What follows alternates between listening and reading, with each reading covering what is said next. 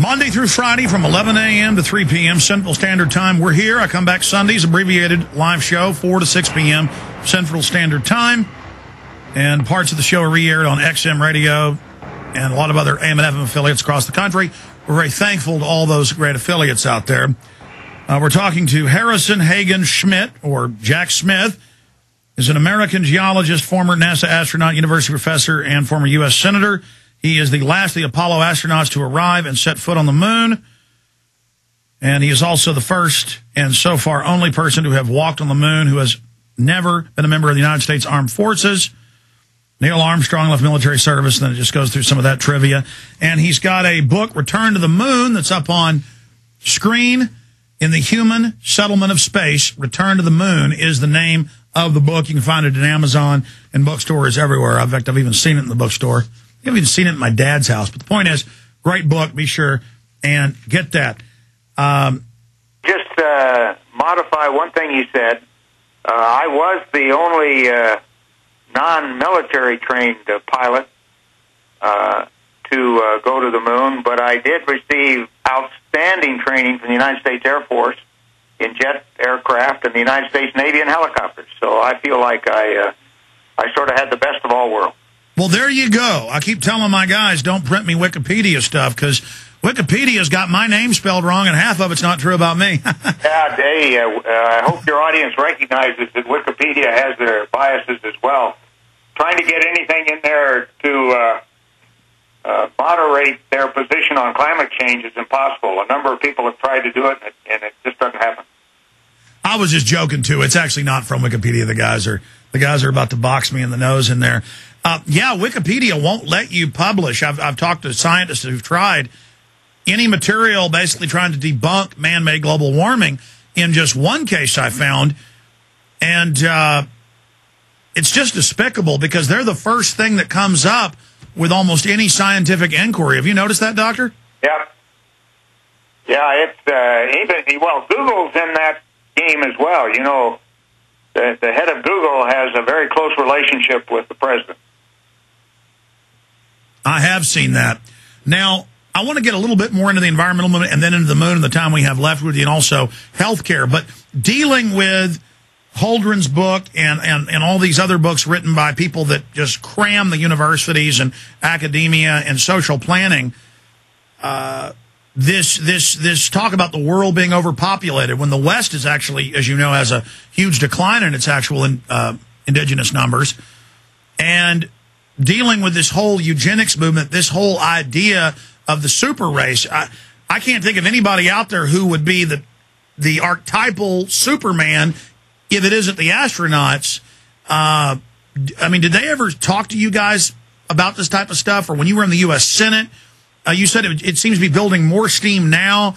Holdren and these guys are talking about forced abortions, just this whole move towards eugenics.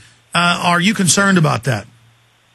Oh, well, I'm concerned about any movement that might have legs to it, but I really think it is more visible now because the people who think this way have gained power. It does not mean that they are going to be supported by the vast majority of the American people. I just think you have to continue, as the founders did, to put your faith in the people and in their common sense. Now, thanks to talk radio, they are getting some education that they would not have gotten otherwise. And it's up to you guys to expand your market and to make sure that the American people overall begin to understand why their common sense is what they should rely on and not on what they're told by the national media, the state-run media, so to speak.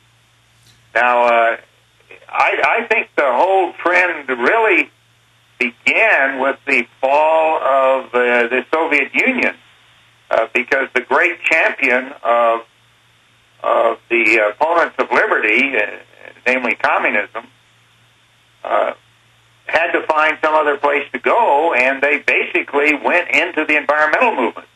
And now, that's not to say there aren't some major and significant environmental issues, particularly at the local level.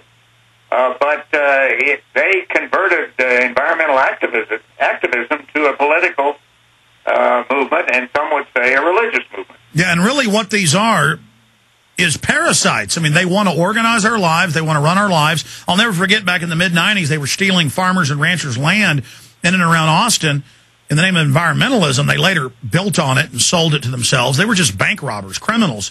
And I remember being in a meeting with these city council advisors, and I said, this isn't freedom. And they said, everything's a planned economy.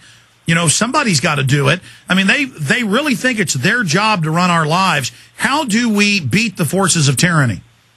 Well, you have to do it by education and by reminding the American people that their basic common sense instincts are correct, that their own private property is important, their incomes are important, and they should not transfer that to the government.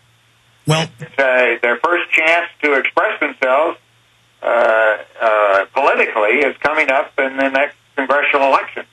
Well, And you all and all of us have to try to mobilize the most massive turnout of people who reject this current approach and begin to turn it around and get back to what would be the basic fundamental principles of constitutional government that we were founded upon. well, I noticed you mentioned the last few administrations being a problem, and so I'm glad you're recognizing, obviously, that both parties are run by these special interests.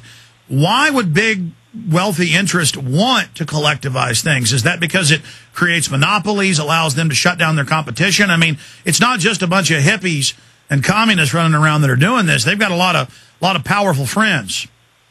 Well, there's no question. There's a lot of money influence in this process, and I don't know what's motivating people who have basically been dependent on a free enterprise system to get where they are today.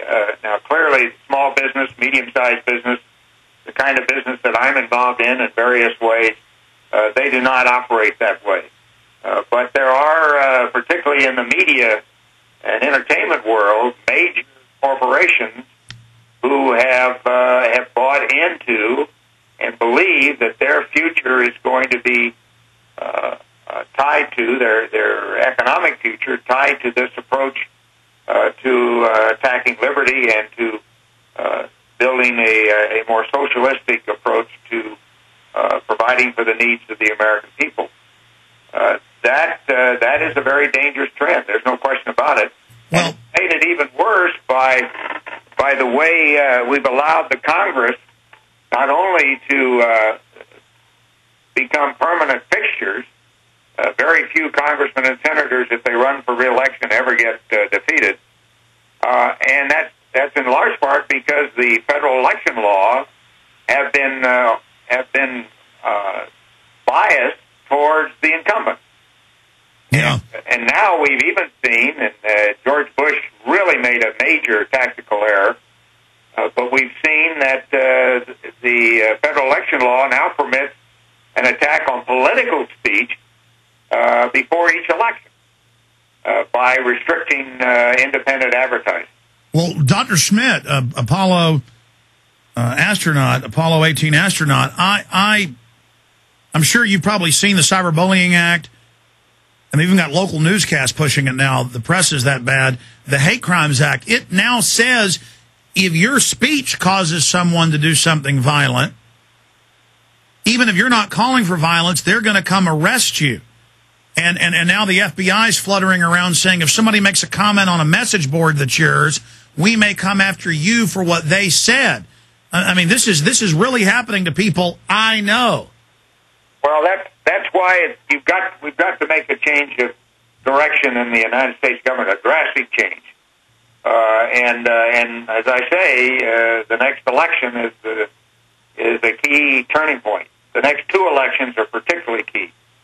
If the powers that are currently in Washington maintain their control through this next election and the next two elections, then I'm not sure how you turn it around. Okay, in the 16 minutes or so we have left with you, I want to shift gears now. and get into the moon. Return to the moon, and it has that really great other headline here about colonizing. In fact, guys, put that up on screen for the TV viewers, not just the radio. I don't think you use that word. I think I use settling. Sure, that's why I wanted to put it up on the screen so I could actually. There it is. The human settlement of space, return to the moon. Tell us what that headline means for the book. Well, the moon is the nearest place in space where human beings can homestead.